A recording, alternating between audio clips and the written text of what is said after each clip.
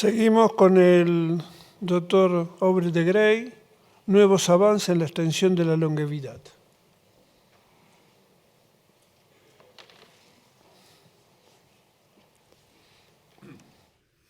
Thank you very much, and good morning, as I gather we're supposed still to say in Spain.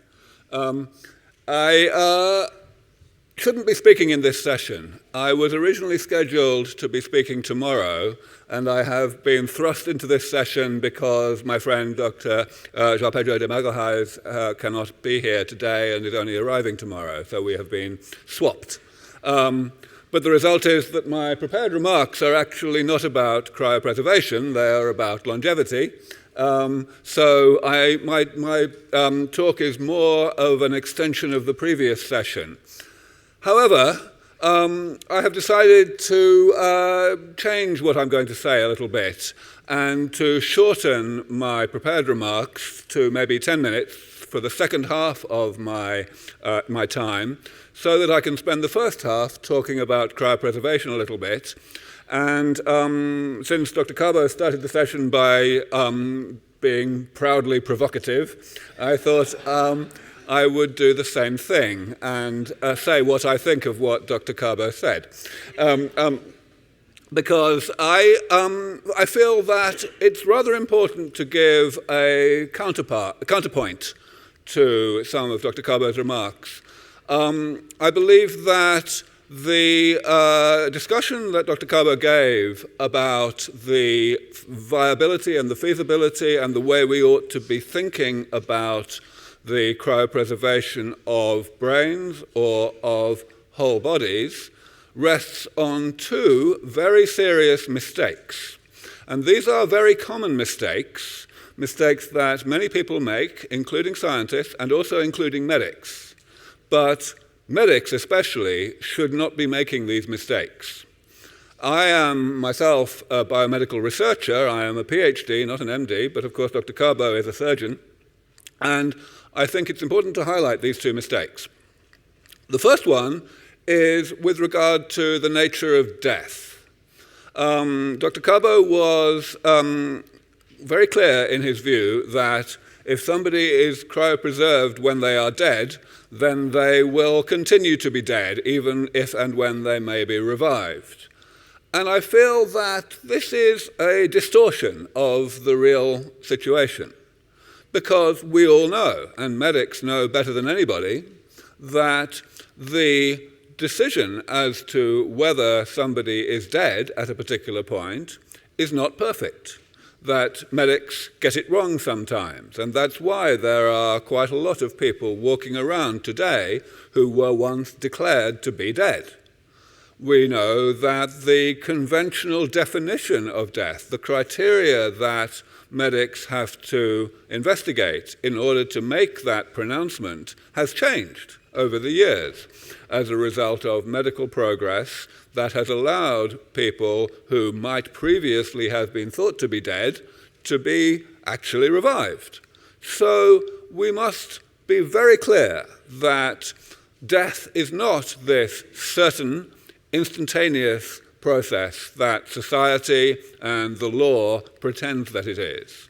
We must remember that all biologists and all medics know that death is actually a gradual process which involves a period of time during which we cannot really say whether someone is dead or not. And the whole point of cryonics is to exploit that uncertainty. There is absolutely no merit, no legitimacy in saying that somebody who has been cryopreserved when they have been declared to be dead is actually dead. None. And I think it is very important to remember that.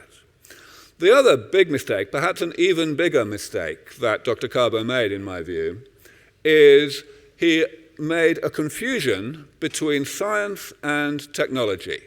What is the difference? Science is the attempt to understand nature better and better. Technology is the attempt to manipulate nature better and better. And medicine is not a branch of science. It is a branch of technology. But of course, the two things are related. But here is the way that they are related. every medical procedure that we have today, every medical procedure that has ever been invented, began as a scientific experiment.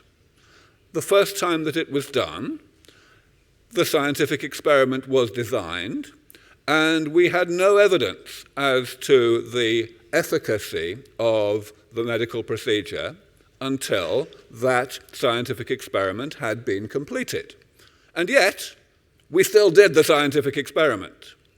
Now, a scientific experiment whose result is a medical procedure, in other words, a scientific experiment whose result can eventually save lives, may or may not save lives the first time it is done. We just don't know until the experiment is over. And the thing about cryopreserving brains or whole people is that the scientific experiment, the first scientific experiment, is still ongoing. It isn't over yet. So Dr. Carbo was completely correct to say that we have no scientific evidence that the revival of cryopreserved people, whether cryopreserved as whole bodies or as brains, will be an effective medical procedure. But that isn't a reason to ridicule it. That is not a reason to compare it to science fiction. And I firmly believe that it is extremely irresponsible for senior credentialed medics who have influence over people's thinking to view it and describe it in that way. So that's the end of my rant. Now I'm going to talk about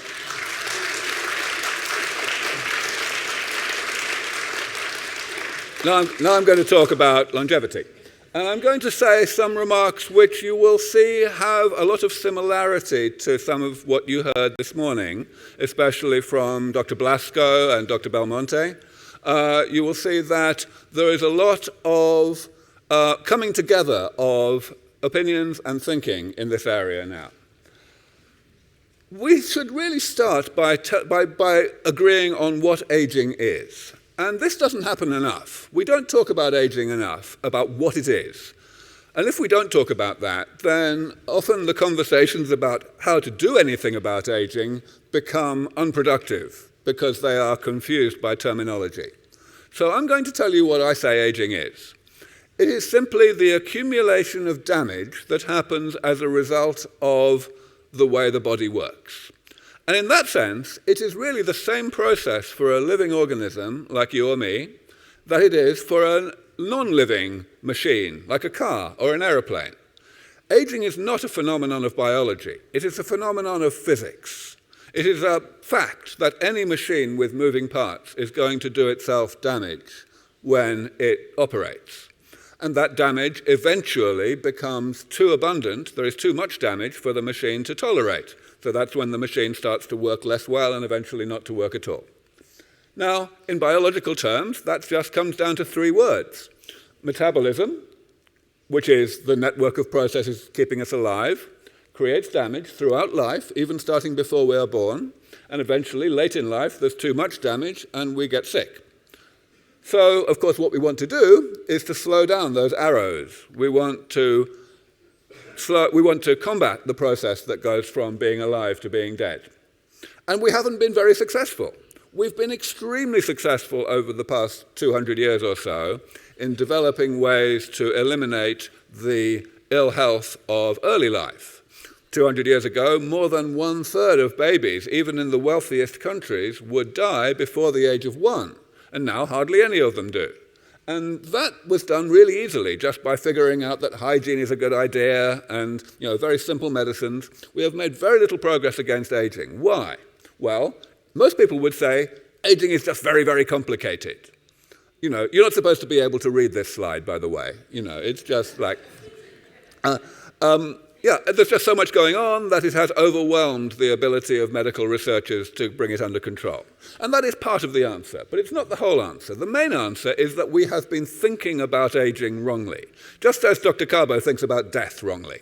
We have been thinking about aging in a way that is bound to lead us to make unsuccessful attempts to bring medicine to bear on it. In particular, if you ask most people, and that includes most medics, to classify disease, to say in what ways can we be sick. They would say something like what I am showing in this table. They would say, well, there are infectious diseases, that's column 1. There are genetic diseases, that's column 2. There are the chronic progressive diseases of old age, like Alzheimer's or most cancers or atherosclerosis, that's column 3. Then there is this other completely separate thing out in the stratosphere called aging itself, which consists of these very nebulous, poorly defined things like frailty or the loss of muscle mass as we get older. That's what sarcopenia is. Things like that. They think of these things as not diseases. And this kind of implies that they are off limits for medicine and that they are kind of natural and inevitable and we shouldn't really be thinking about controlling them with medicine. It's nonsense. The correct way to think about the ways we get sick is like this. All the columns are just the same as before, but the big black line is in a different place, to emphasize the fact that column 3 is nothing like column 1. The things that happen in old age are not infections. They are side effects of being alive. And the difference between column 3 and column 4 is purely semantic. There's simply, column 3 is the aspects of aging that we have chosen to give disease-like names to, and column 4 is the ones that we haven't, and that is all. Once we remember that, it's easy to see that geriatric medicine is never going to work very well. If you try to attack the pathologies of old age as if they were infections, in other words, attack them directly and try to eliminate them from the body, you're never going to get anywhere, really, because metabolism is still occurring in these people. So damage is still accumulating. So any therapy that tries to attack the consequences of damage is bound to get progressively less effective as the person gets older. Now, of course, people realized this, a few people realized this a long time ago, more than 100 years ago, and that's why there is a field called biogerontology, the study of the biology of aging. People realized that you have to be much more preventative and intervene at an earlier stage in the chain of events. And their inspiration was the observation that in the living world we see huge variability in how rapidly aging happens. Some species just age a lot more slowly than others.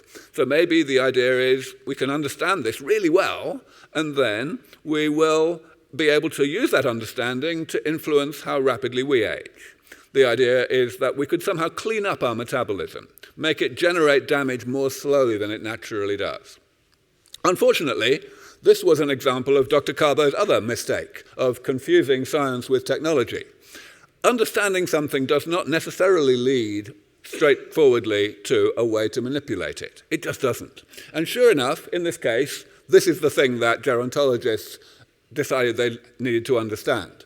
Metabolism. And metabolism is rather complicated. Put your hand up if you write software for a living or anything like that. Okay, there are a few programmers here. Anyone who writes software will recognize immediately that this is the ultimate nightmare of uncommented spaghetti code.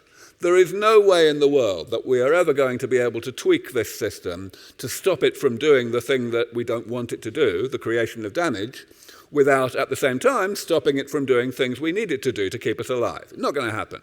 And of course, actually, the problem is much worse than that. This is a simplified diagram of a small subset of what we know about how the body works. The amount that we don't know about how the body works is far bigger. Every biologist will agree with that. And that's ignoring even the stuff that we don't even know that we don't know. So, it's never going to happen. Now, I haven't got really time to talk about the next mistake that biologists made, that gerontologists made, which was in the early 1990s, to try to emulate the way that organisms respond to famine. That doesn't work either, basically because long-lived organisms don't respond very much to famine. Instead, I will go on and talk about the approach that's actually going to work, which is damage repair. I'm going to call it the maintenance approach. The idea here is that our goal is to slow down, to weaken the link between metabolism and pathology, between being alive and being dead. But we can do that without weakening the link between metabolism and damage or the link between damage and pathology. We can leave those links intact, and if we can just separate them from each other. And that's what we do with the maintenance approach. The maintenance approach just means we go in and periodically repair damage as it happens, And thereby, even if damage is being generated at the natural rate, not being slowed down, nevertheless the damage does not reach the level of abundance that is bad for you, that causes pathologies. And that is huge as a way of doing technology rather than science. What it does is it sidesteps our ignorance. If we're not proposing to slow down the rate at which metabolism creates damage, then we don't need to understand metabolism very well.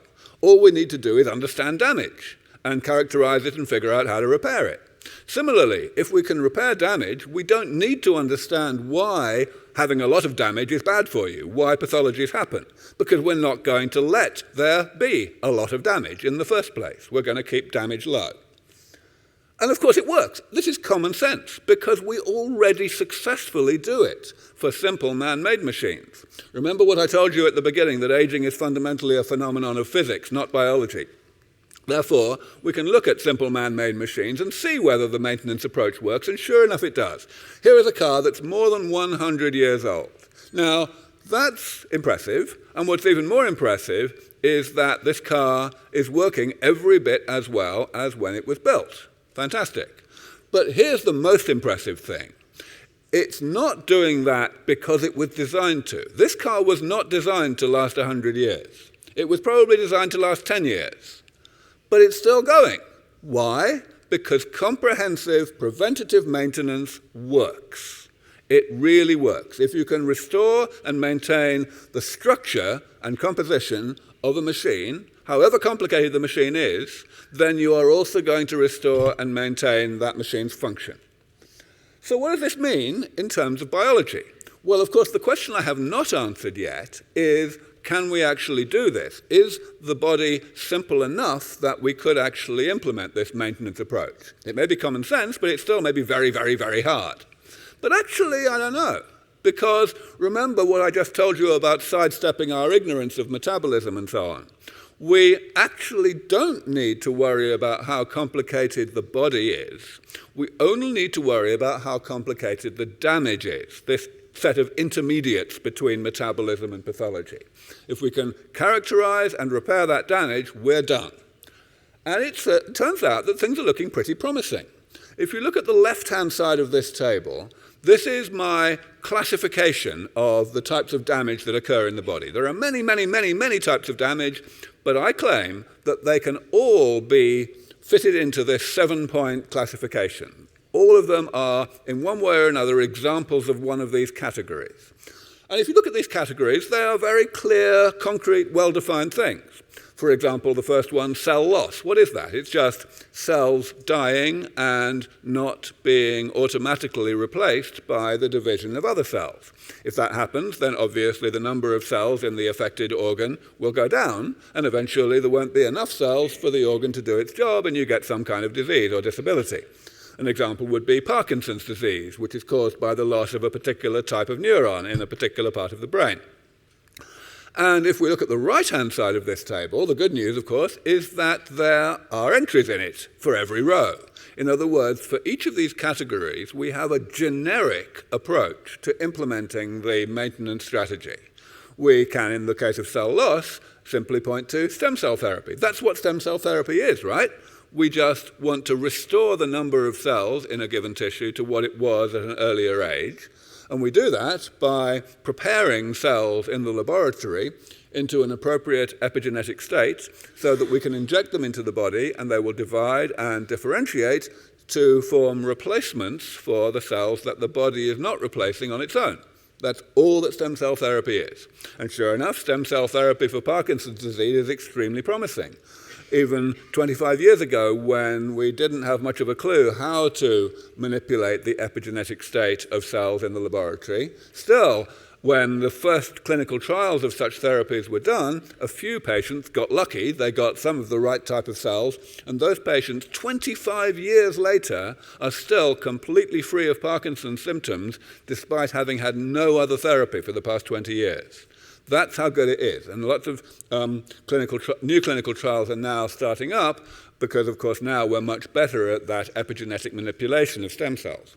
Now, in this short talk, I don't have time to go through the other categories here, but let me simply say that the reason why Sense Research Foundation exists is because much more work is needed in all of these areas. They're mostly not nearly so far along in terms of research and development as the stem cell world is, and therefore it's necessary to do the really early stage proof of concept work that demonstrates that these things are feasible. But all of these things are going really rather well. I think I might have I haven't got time to talk about the lifespan, but here's just a summary of some of the papers that we've published over the past few years in this area, making real breakthroughs that have unblocked log jams that have stalled research in very important areas of damage repair for upwards of 10 or 15 years.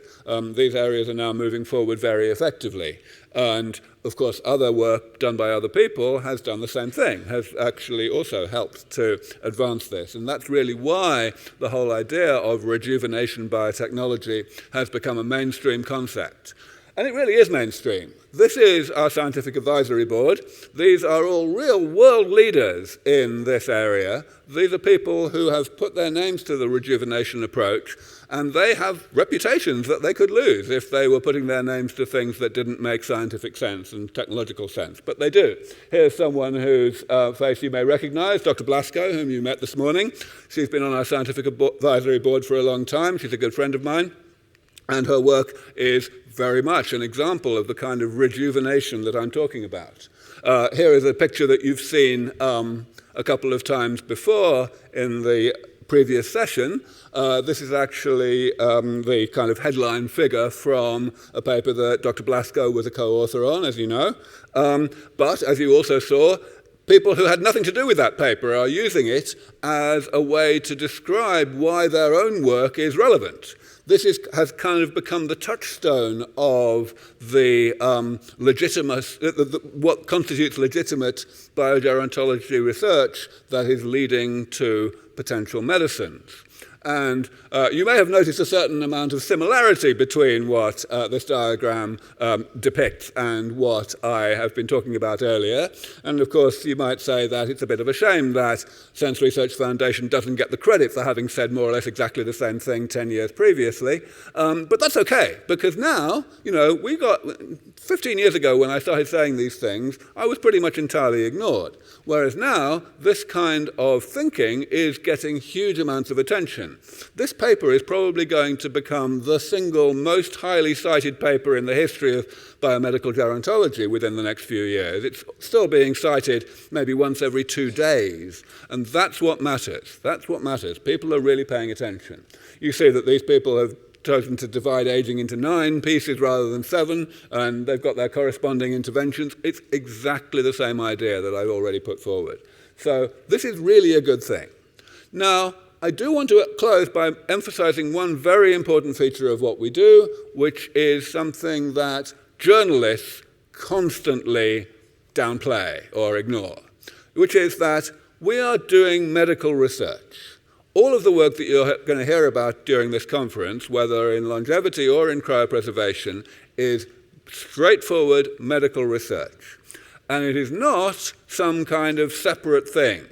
Now, most people who write about my work and the work of Sense Research Foundation in the media, they tend to emphasize the longevity side effect. They emphasize that if we can really cure aging, as they like to call it, then we will live forever. Now, it's true that this medicine is likely to have a big longevity side effect. It's likely to get people to live longer on average because, let's face it, most people die of being sick, and most people are sick because of having been born a long time ago. But that doesn't alter the fact that it's a side effect. And all medicine has that same side effect. It helps people to live longer.